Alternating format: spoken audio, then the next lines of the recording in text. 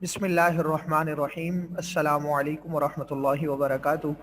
उम्मीद है तमाम स्टूडेंट्स खैरियत से होंगे और ये आपका स्टैटिस्टिक्स का लेक्चर नंबर 5 है। और इसके अंदर जिस तरह के आपको पता है कि हमारे गुज़िश्ता से पेवस्ता हमारी जो है वो MCQs के हवाले से डिस्कशन चल रही है, तो हम इंशाल्लाह ताला इस लेक्चर के अंदर भी MCQs ही डिस्कस करेंगे ताकि आपके जो है वो MCQs करना आपके लिए जो है वो आसान हो जाए। तो ये आपकी स्क्रीन पर अभी जो है वो MCQs मैं ओपन करता हूँ, फिर आप लोग उसे देखिएगा जी।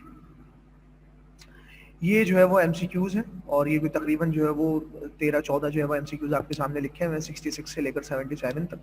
आज हमारा टारगेट ये है कि हम इन सारे MCQs को डिस्कस कर लें वन बाय वन। तो चलें देखते हैं हम यहाँ पर जो 66 MCQs दिया हुआ है, यानी कि आज के लेक्चर का पहला MCQs जो है वो कह रहे हैं the maximum of the data set. कह रहे हैं कि इसमें से इस जो डाटा दिया हुआ है इसमें सबसे मैक्सिमम वैल्यू कौन सी है। ठीक है, -2, -8, -3, -4, -10।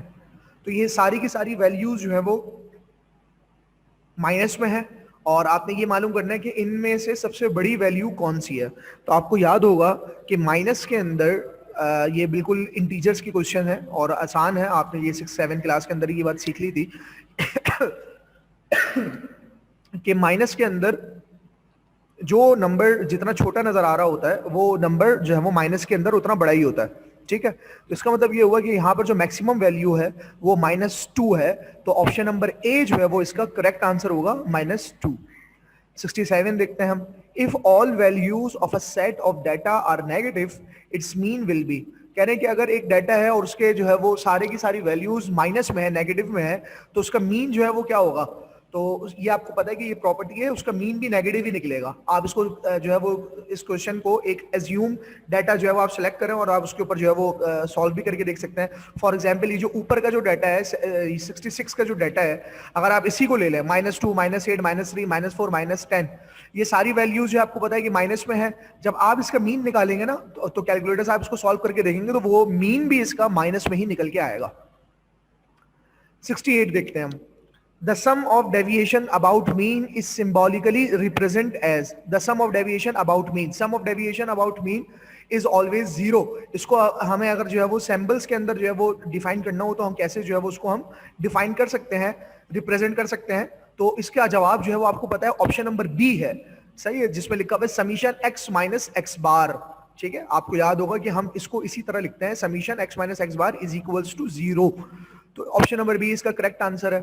69 देखते हैं हम। Blood group is this variable. Blood group जो है वो कौन सा वेरिएबल है, क्वालिटेटिव है, क्वांटिटेटिव है, कंटिन्यूअस है या फिर नन ऑफ दीज है। तो आपको पता है कि ये क्वालिटेटिव वेरिएबल है, सही है। इसके अंदर चूंकि क्वालिटी डिफाइन होती है ब्लड ग्रुप के अंदर कि ये ए है, A positive, A negative, B positive, B negative, O positive, O negative, इस तरह करके जो है इसको डिफाइन किया जाता है। तो ये क्वालिटी के अंदर है, चुनाचे ये क्वालिटेटिव वेरिएबल होगा। 70 पे देखिए, मीडियन इज, मीडियन किसे कहते हैं, मैक्सिमम वैल्यू को नहीं, मिनिमम वैल्यू को नहीं, मिडिल मोस्ट वैल्यू को यस। लेकिन इसके अंदर आपको पता है कि पूरी डेफिनेशन क्या होगी मीडियन की, कि median is the middle most value of arrange data. यानी कि डाटा को हम अरेंज करते हैं और उसके अंदर से जो सबसे मिडिल वैल्यू होती है, सबसे दरमियानी वैल्यू जो होती है, उसको हम जो है वो मीडियन जो है वो करार देते हैं कि ये मीडियन है। तो ये आपको पता है। The range of 5555 will be क्या होगी, इसकी आपने जो है वो रेंज मालूम करना है। रेंज का फॉर्मूला हमने जो है वो चैप्टर नंबर 2 के अंदर हमने पढ़ा हुआ है और आपके पास जो है वो यानी कि नोट होगा, सही है। क्या होता है रेंज का formula, maximum value minus minimum value. ठीक है, तो आपने इसके अंदर से वो इसकी जो मैक्सिमम वैल्यू है वो आपको पता है वो 5 है, मिनिमम वैल्यू जो है वो भी 5 है। ठीक है, तो मैक्सिमम वैल्यू भी 5 है और मिनिमम वैल्यू भी जो है उसके डाटा के अंदर 5 है। तो जब आप 5 में से 5 को माइनस करेंगे तो आंसर आपके पास 0 निकल कर आएगा। तो ऑप्शन नंबर ए जो है वो इसका आंसर है 0। ठीक है, ये जरा नया एमसीक्यू है, आप इसको एक दफा अपने तौर से सही से देख लीजिएगा। 72 पे लिखा हुआ है the data published in daily newspaper is called secondary data. Daily newspaper में जो डाटा जो है वो पब्लिश होता है वो सेकेंडरी डाटा होता है, सही है। वो हमारे लिए जो न्यूज़पेपर पढ़ने वाले होते हैं उनके लिए सेकेंडरी डाटा होता है। तो ये आप बार बार दिख चुके हैं। 73 पे लिखा हुआ है the mode of the data. ये मोड इसमें से क्या होगा, 2, 5, 0, 11, 6। सही है। और आपको पता है मोड जो है, जो मोस्ट रिपीटेड वैल्यू होती है उसको हम मोड कहते हैं। अब यहाँ पे 2 है, 5 है, 0 है, 11 है और 6 है। अब इसमें से कौन सी वैल्यू बार बार जो है वो आ रही है, तो आपको पता चलेगा इसमें से कोई भी वैल्यू रिपीट ही नहीं हो रही, सारी वैल्यूज एक एक मरतबा आ रही है। तो इसका आंसर ऑप्शन नंबर डी होगा, डज नॉट एग्जिस्ट। चाहिए या डजंट एग्जिस्ट, यानी कि वो एग्जिस्ट ही नहीं करता मोड इसके अंदर, क्योंकि सारी वैल्यू एक एक मरतबा ही वो रिपीट हो रही है। 74 पे देखते हैं, an ogive is also called, ogive का एक और नाम क्या है? Relative frequency graph? नहीं। Cumulative frequency graph? Yes. Ogive जो है वो कम्युलेटिव फ्रीक्वेंसी ग्राफ कहलाता है, ये आपके सामने पहले भी बात आ चुकी है। 75 पे देखते हैं हम, a part of population is called, population का जो पार्ट होता है उसको हम क्या बोलते हैं भाई? सैंपल बोलते हैं। ऑप्शन नंबर डी इसका जवाब है। यस, ये आप इसको चैप्टर नंबर 1 से हम ये लिया गया एमसीक्यूज, इसको आप जो है वो पहले भी, यानी कि आपको पता था पहले से ये, या पता होना चाहिए।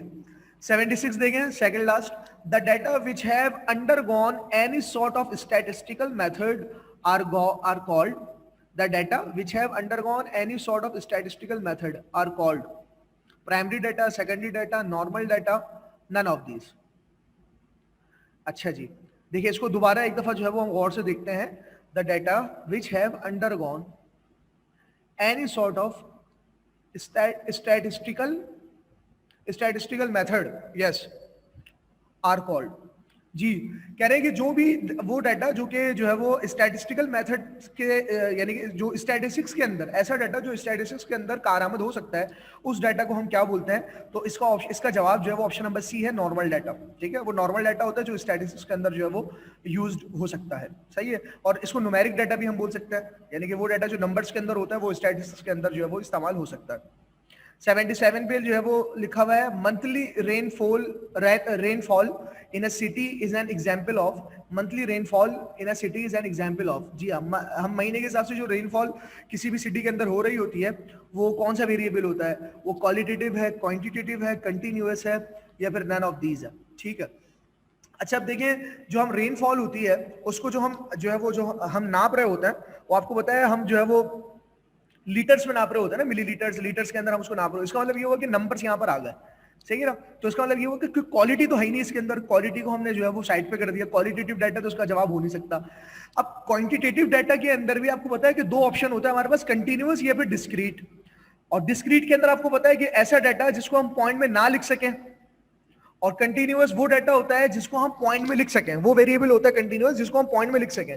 अब जो मंथली रेनफॉल होती है उसको क्या हम पॉइंट में लिख सकते हैं कि भाई जो है वो 5.5 मिलीलीटर जो है वो बारिश हुई? बिल्कुल एग्जैक्टली ये बात होती है। आपको पता है जब रिपोर्ट्स बनती हैं, जब कराची के अंदर बारिश होती है, आपने रिपोर्ट्स देखी होंगी, वो इसी तरह की रिपोर्ट्स होती है कि पॉइंट्स में उसका जवाब आ सकता है, पॉइंट में उसको समझाया जा सकता है। तो इसका मतलब ये हुआ कि इसके अंदर जो ऑप्शन नंबर सी है, कंटिन्यूअस वेरिएबल, वो इसका जवाब होगा। देखिए, क्वांटिटेटिव वेरिएबल इसका जवाब नहीं हो सकता, क्योंकि क्वांटिटेटिव वेरिएबल के अंदर डिस्क्रीट भी शामिल है। ठीक है, तो इसका बिल्कुल एग्जैक्ट आंसर जो है वो कंटिन्यूअस वेरिएबल है, ऑप्शन नंबर सी।